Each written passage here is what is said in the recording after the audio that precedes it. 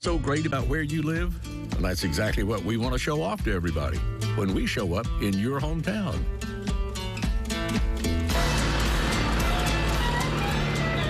You know, it seems like you think about Vicksburg, growing up here in Mississippi, you automatically think about the Civil War. Well, I'm in front of the Civil War Museum. It's downtown right where we have been. The Biedenharn Coca-Cola Museum is right down there. The riverfront's right there. The courthouse is back behind us here. But let's take a look inside the Civil War Museum here in Vicksburg. The Civil War Museum presents a huge collection of artifacts from the Civil War and Reconstruction. They have a lot of well-preserved rifles and pistols and swords and other Civil War memorabilia. There's even a slave cabin in here with audio presentations. There's an emphasis on the role that African Americans played in the Civil War. The owner, Charles Pendleton, opened the museum back in 2021 with hopes of educating visitors. Besides artifacts, you find a lot of the politics of why the war happened. We really strongly focus on the secession letters and why each state seceded from the Union. And when it comes to the artifacts, we have the largest gun selection in the state of Mississippi, along with artillery shells, swords, day-to-day life stuff that the soldiers would use. So we strongly focus on slavery. We've got a cabin that actually slaves would have lived in. We've got a miniature cotton field that the labor that slaves would have performed. So our focus is on that entire time period. The museum also gives context and information from the years prior to the war to Reconstruction after the war. And this isn't the only museum focused on the Civil War in Vicksburg. Far from it. This is the Old Depot Museum. Here they have a history in miniature form. They feature layouts of buildings, scenery, and architecture, hundreds of scale models of vessels, boats, and ships dating from the Vikings to the present. But the most popular attraction is the Fall of Dixie diorama, showing the Siege of Vicksburg, which gives a bird's-eye view of the layout of the battlefield manned by over 2,000 miniature soldiers. So one thing that the diorama does have is when you look at these pictures surrounding it, they are labeled with the numbers. So for instance, this is number 4. This will be the surrender site between Grant and Pemberton. And if you look on the diorama, right here is the number 4. That's to show you, to showcase where it was in the layout of the military park. To fully understand the Siege of Vicksburg, you have to grasp the terrain, the leaders and their strategies, and the people who endured the horrendous 47-day siege. The Old Depot Museum is a must-see. Then there's the Old Courthouse Museum on Cherry Street.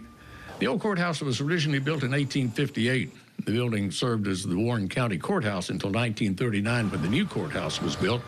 Mrs. Eva Whitaker Davis formed a historical society in 1946 to transform the massive building into a museum of local history. It's also where the first and only president of the Confederate States launched his political career. It's a collection of the community's history. It's artifacts donated by people here in this area, and it represents a very personal part of Vicksburg's history. Many famous things have taken place here. Where we're standing right now is actually where Jefferson Davis launched his political career. On the back side of the building here is where General Grant addressed his victorious troops after the surrender of Vicksburg on July the 4th in 1863. So there's a lot of history here. Many famous presidents came and visited, McKinley, Roosevelt, Eisenhower, and it's got a little bit of everything. It's got very rare items, it's got some very personal items, but it's definitely worth coming to see. The old courthouse is filled with one of the largest collections of Civil War memorabilia in the South. The building was named National Historic Landmark in 1968.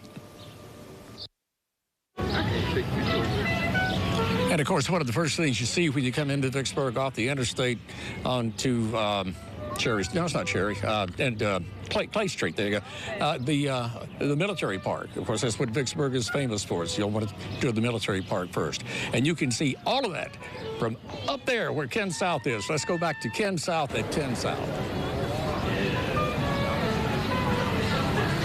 Well, thanks, Walt. Well, another piece of history that you don't want to miss here in Vicksburg is the inn at Cedar Grove. Now, the mansion was completed in 1852 by John Alexander Klein for his bride, Elizabeth.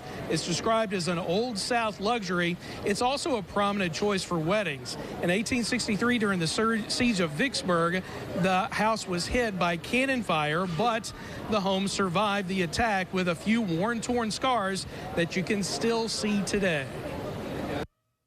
I come to the inn at Cedar Grove because it is newly renovated and it is open. We have 15 new guest rooms, actually the old historic part of the house with refreshed bathrooms. And so you can have this overnight stay where you're feeling like you're the luxury of the old, but you have the modern contemporary conveniences.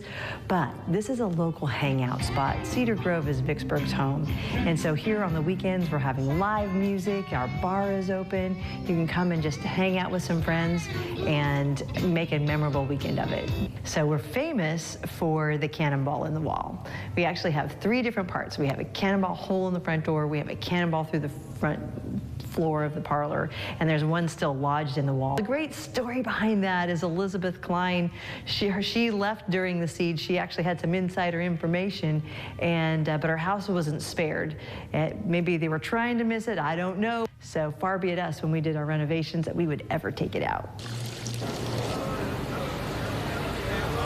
All right, very interesting. Well, guests can relax by the pool or watch the sunset over the Mississippi River. So stay with us. When we come back, we're going to take a look at one of the most popular art galleries in the South. You're watching your hometown Vicksburg on 12 News.